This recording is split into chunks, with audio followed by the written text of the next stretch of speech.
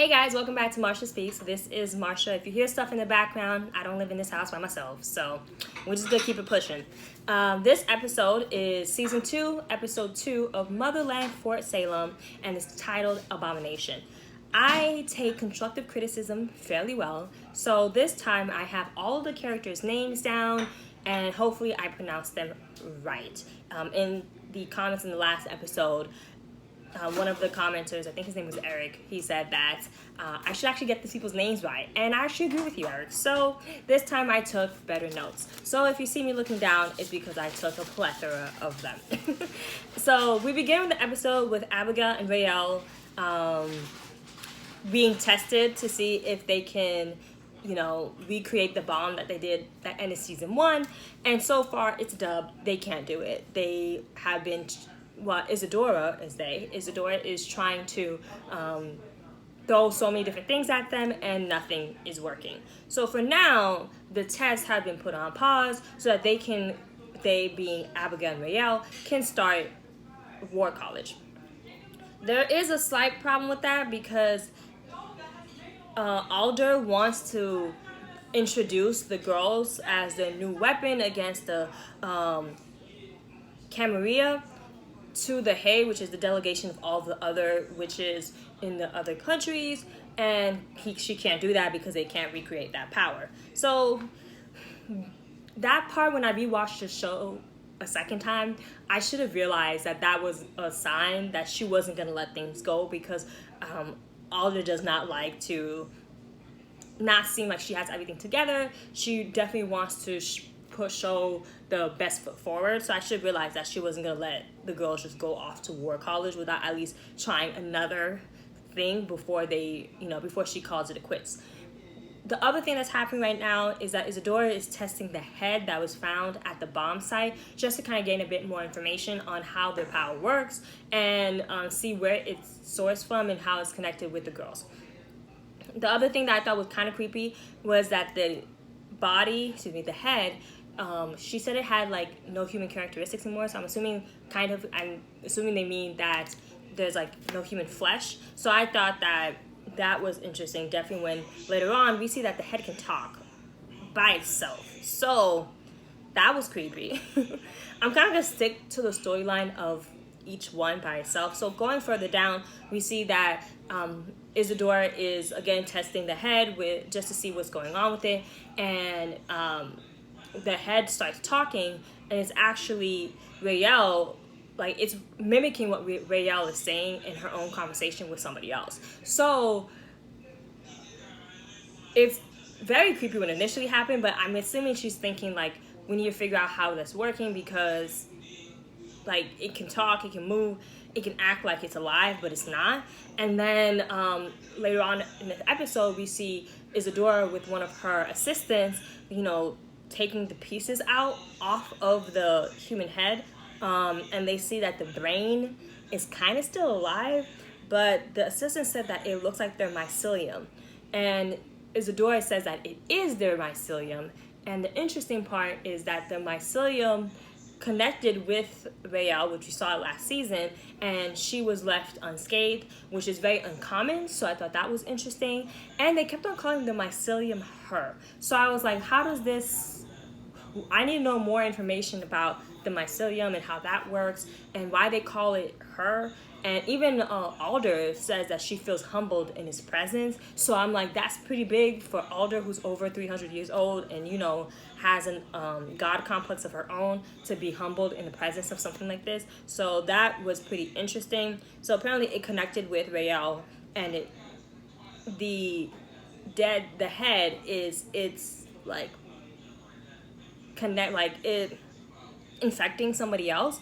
So I thought that was interesting. We do find out even further down the line, after the last test that they do with Abigail and Rael, they snatch them away from one of their class exercises to make it seem more realistic compared to what they were doing in the beginning of the episode. They kind of kept the girls in touch, and this time, or in the loop with the test, this test, they didn't keep the girls in the loop, so the girls really thought that it was legit, and they cut off their oxygen supply.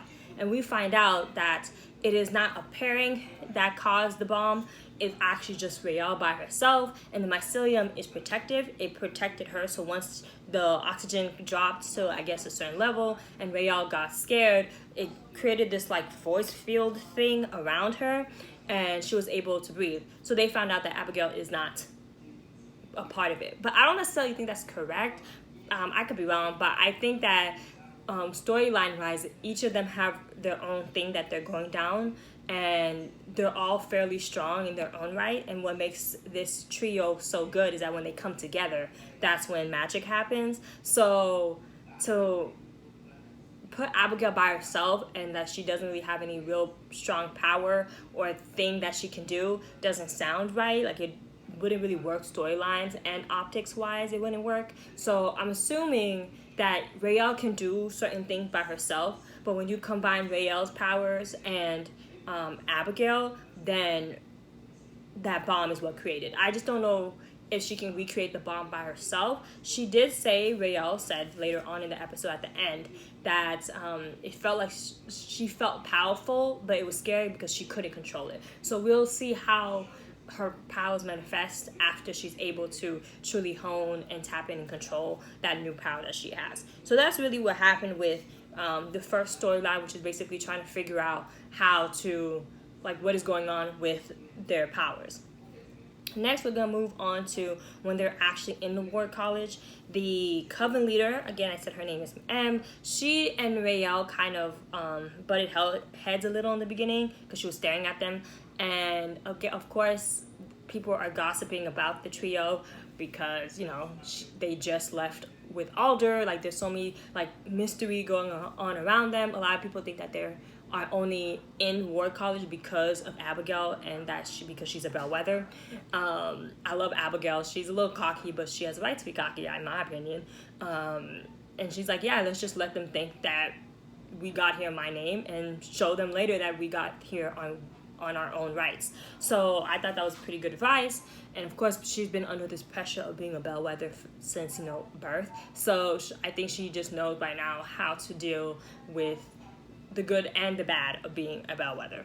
But moving forward, M introduces herself as the company leader. Yes. And then they also introduced some new characters, but they kind of were like guest characters last season, which was Gregorio. He's a male witch who was Abigail's cavalier. She was the one that was stolen by Libya. I wrote it down phonetically and I can't read my own handwriting apparently. But that she was the girl that died, that was Abigail's, arch nemesis last season. May she rest in peace. But yeah, so we kind of saw a glimpse of him, but I guess now this season they're giving him more of a storyline. He's going to be more in the loop of things during War College. Like I said before, when M and Raelle were talking, that is when the talking head happened with Isadora. So like you can kind of see that there were certain things that were interconnected this episode, which kind of makes sense.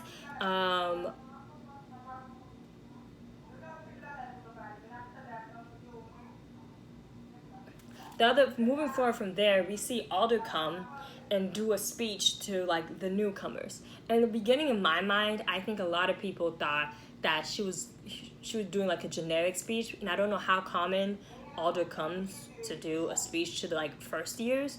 But anyways, but they quickly realized that that's not the case. The speech that Alder gives is very intentional and individualized to each and every one of the trio. So that caught M's it piqued her interest, because it's like, why would the general come and have a speech and then individualize it and customize it for you guys? Do you guys want to share some stuff? And part of the speech, I'm not gonna break down that part because I didn't make notes on it and I don't really remember it. But I think I'm gonna have to go back and rewatch it again, because I think that it's going to be like foreshadowing with what happens later on in the season. I do know for Tally, she was saying that like hers was about like seeking the truth, and we find out later on in her storyline that's basically what she's going to be doing. So Each one is a foreshadowing what they will be doing later on in the season. Moving on with what happens in the episodes with the girls in school, they meet they meet two professors. They intentionally introduce us to two professors so far in Ward College. One of them is the professor that teaches mother tongue, which is basically the root language of all languages, and that is what Adil learned as a child, and this is why he can speak perfect English without ever having to really know English, because mother tongue is the root language of all things. So I thought that was pretty cool. And also they emphasize that you can only do certain spells using mother tongue. And I think also that if you use mother tongue in creation or emphasization of spells, it'll be stronger. That's what I would assume as well.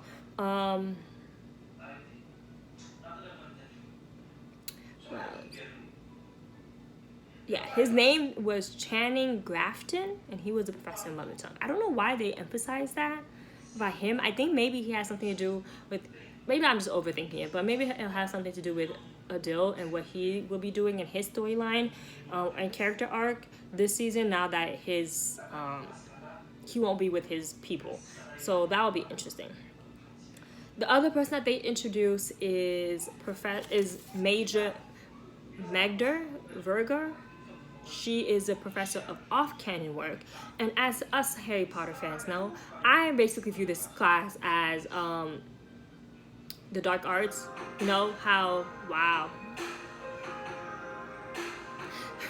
You know how like in the Harry Potter series, there's always that rotating professor for against the dark arts. Oh my gosh, what is it called? Oh, I'm gonna be so mad at myself. Defense Against the Dark Arts. That's what it was called. Anyways, so that's what I basically view that this is called. So off-canon work, she emphasizes that is work that their enemies, specifically the Spree, use, and that we don't use that. Instead, we learn about it to combat it. And essentially, and she gives an example what off-canon work is. In the beginning, when she was doing like her introduction, you hear this noise like it was a radiator, but come to find out it came from a box. It made them really hot. Next thing we know, the other off-canon work that she was using was like a bell, and it caused them to like, kind of like they were sucking the air out of them. And next thing you know, they kind of turned into like little puppets, and they went to their class assignment for the day, or their class exercise for the day, which is basically was for them to find the source of the off-canon work and stop it. They're not able to find it. When they wake up, they're like, don't even know how they got there, which is really creepy. And then they're trying to find the source of this off-canon work, and they can't find it. Well, they're attempting. Abigail thought she found it. She didn't. They go from a room with clocks to a room with dolls. Dolls are creepy. And they were attacking them. Like, it was just so much going on. It was all very creepy. And as someone who doesn't like horror movies, I don't know how I watch the show, but I still love it. Anywho, nobody's able to find it except for Tally. Tally's looking around, and apparently she can see the sounds, as she says. She can see the working, and she was able to finally find the source of the canon work. And once they stop it, which was a light fixture that was the source of the canon, the professor, I'm gonna call her Professor Verger because her name is Magda Verger, so I'm gonna say Major Verger. She tells us that nobody was able to find the source of the canon of the dollhouse, which I guess is what they call that exercise, and Tally's the first one to do it in the first try. And I was like, okay, big ups to Tally, we like her. So I just thought that was interesting. And Professor M,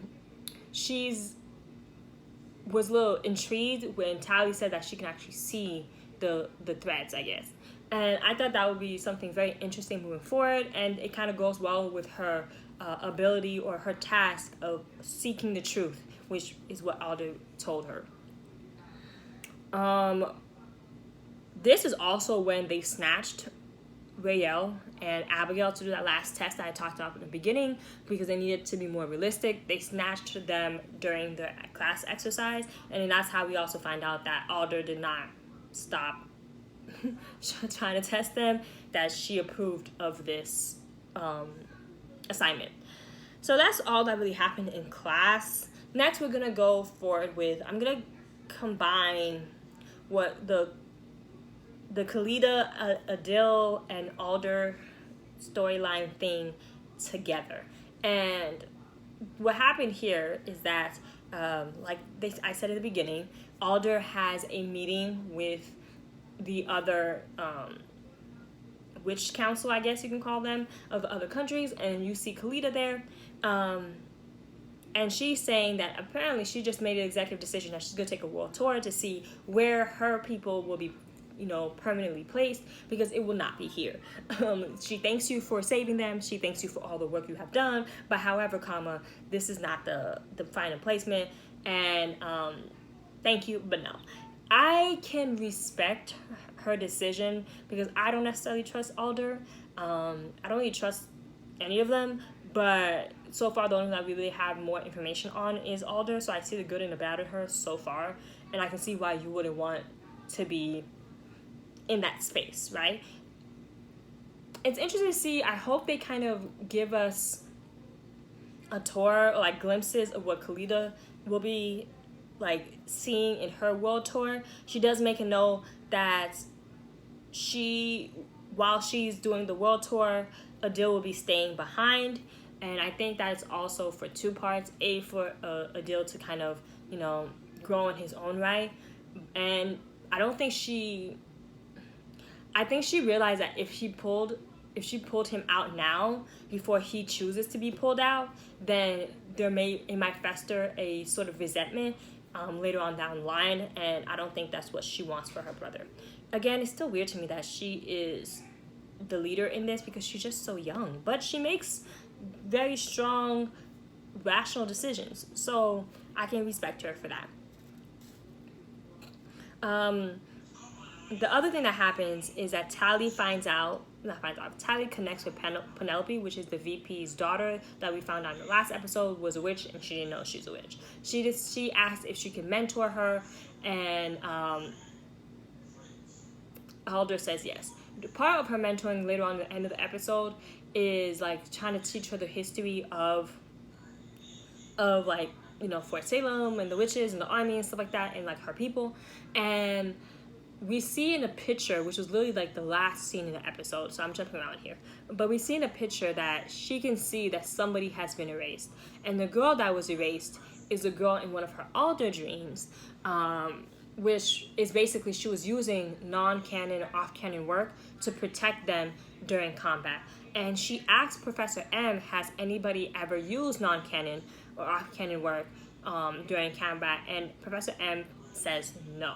So that's kind of interesting because, of course, history is only as true as what is alive, basically meaning, like, if you don't talk about the full truth of history and you only talk about a skewed version, the skewed version becomes a reality, right? So essentially, I don't know if Professor M doesn't know that they actually have used off-canon work, or if she's just lying to, the new recruits. The other thing I found interesting is that since they are adamant that they don't use off-canon work, and that's like something that the Spree does, and that's not something that the army does, I'm wondering if the girl that had the lightning power, which is what happened in the dream, if she is like the OG Spree leader, right? Because you're emphasizing that that's something off-canon equates to Spree. And we see in a dream this girl using off-canon work, and y'all have tried very hard to erase her from the history books because in the picture, it was odd.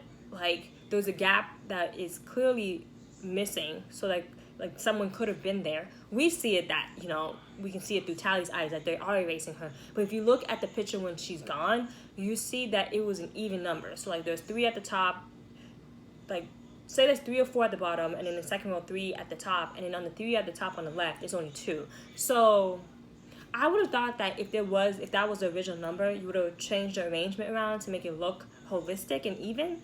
So that's why I think that she may be an original spree founder. So that's what happens with Khalid. The other thing I skipped when they were doing the witch councils is that we come to find out that the Camarilla has created a plague that only attacks witches. It only harms witches, and she also notifies the other leaders that the Camarilla are using witches' vocal cords and weaponizing that against them. So there was a lot of hate, like in her body language and in her voice, and by her I mean Alder, when she's talking about the Camarilla, because she thought that she had stamped them out years ago. And the thing I was personally thinking that it's gonna be hard to stamp them out when I don't necessarily think that the Camarilla is a people, right? Like, I think it's an ideology, and killing an ideology is harder than killing a race, right? So you may have stamped out the last leaders of the Camarilla, but who's to say that they don't grow back again? Because now the reason why the Camarilla grew, in my opinion, is because non-witches were getting sick of being the collateral damage, right? They were getting sick of being in the middle between the spree and the army.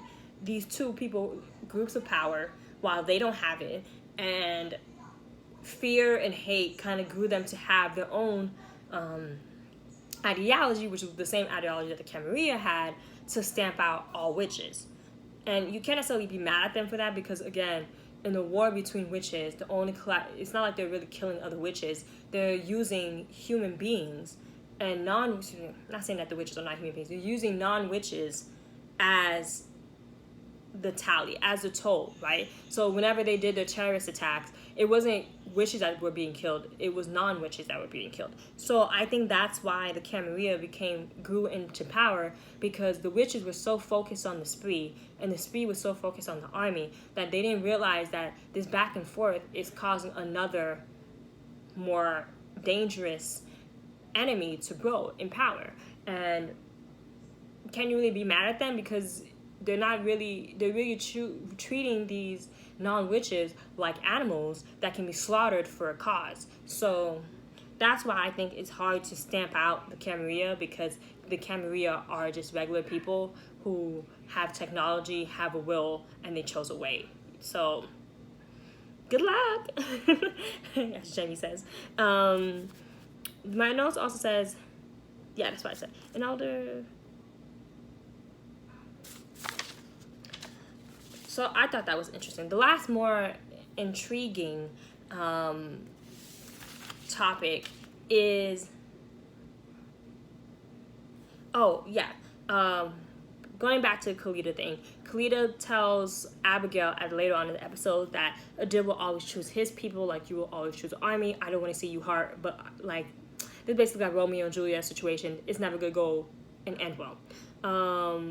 Which, she's not wrong. Like, they would have to choose either Adil's people to stay in America, or for her to turn back on the army, or she ends up in a relationship like Willa, which was Rael's mom was, which is basically a non-approved mate, and having to be in the army and active duty for so long that you may even turn into spree, just like Willa did. Because in the beginning of the episode, we see Willa and Scalia talking, and she was explaining, it could have been this episode or last episode, she was explaining the reason basically she became a spree is because the army didn't like who she chose as her husband, and instead of just like saying no, they decided to keep her in active duty and never pull her off from the front lines. So she ended up only going home a couple weeks at a time, and that hate and anger festered until she became the spree.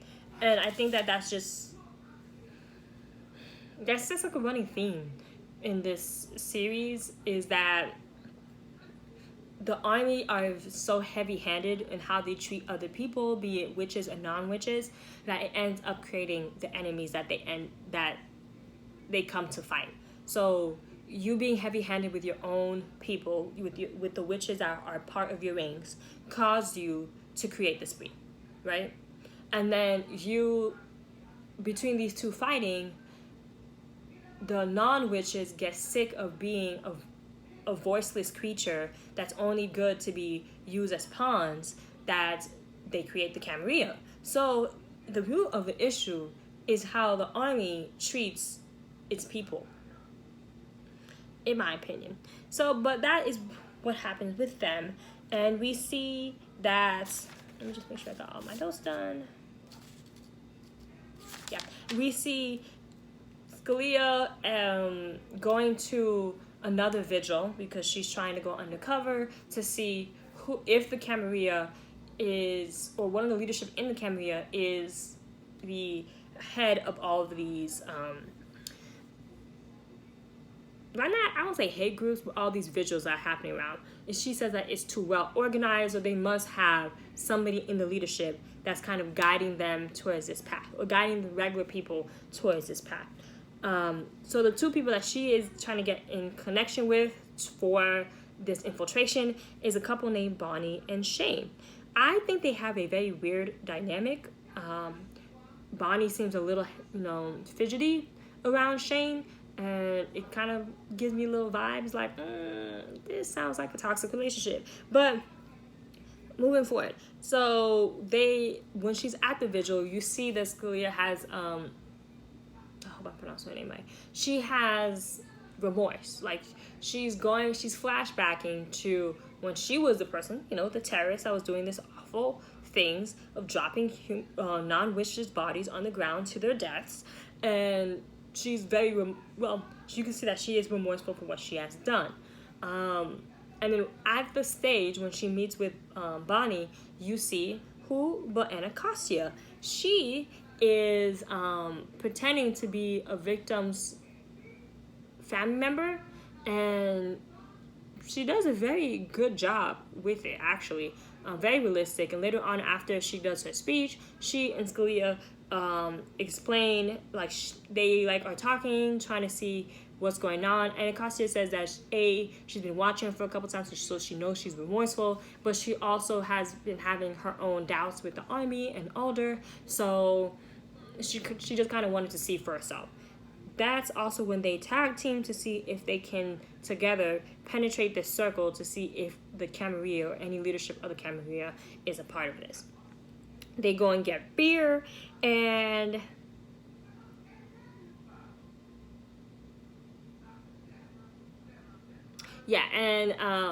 that's where I said that Bonnie is kind of fidgety around Shane, and she talks about how she's so happy that there's more girls around, and how lately the leadership, the movement is what she calls it. The movement is pretty much a boys' club, and that's when Shane's like, "Oh, that never bothered you before." First of all, how would you know? How would you know? Are you a female? Second of all, she probably wouldn't have told you anyways. So you need to breathe. Anyways, we also see they're very good actresses because they act like they were drunk, and then once Shane walks away from them, it just turned off. They were not drunk. They were all in their faculties, and they see that Shane is being paid off by some dude, and we're wondering why. And it was like a large wad of money. So that is interesting.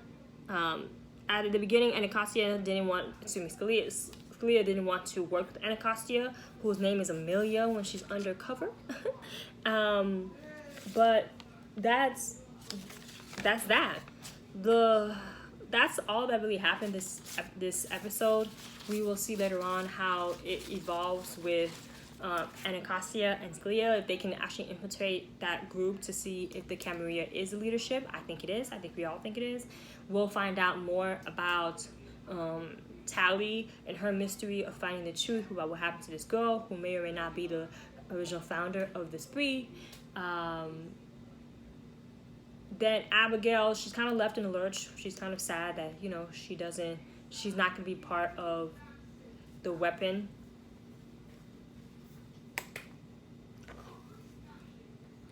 So yeah, that's all I got for y'all.